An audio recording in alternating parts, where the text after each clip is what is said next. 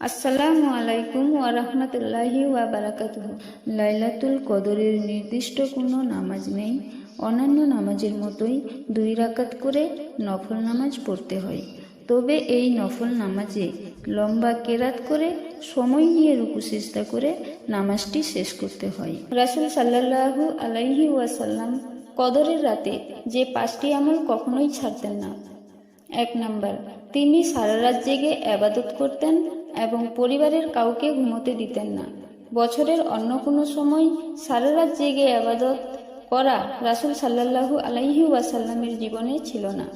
2 number, এতেকাফ করা। রমাদানের শেষ 10 দিনে রাসূল সাল্লাল্লাহু আলাইহি ওয়াসাল্লাম এতেকাফ করতেন।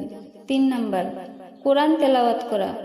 এই সময় রাসূল সাল্লাল্লাহু আলাইহি ওয়াসাল্লাম এবং জিবরাইল আলাইহি ওয়াসাল্লাম যৌথভাবে কোরআন রিভিশন করতেন। 4 নাম্বার, কিয়ামুল লাইল করতেন, মানে রুকু সেজদা বেশি সময় নিয়ে চমৎকারভাবে করতেন।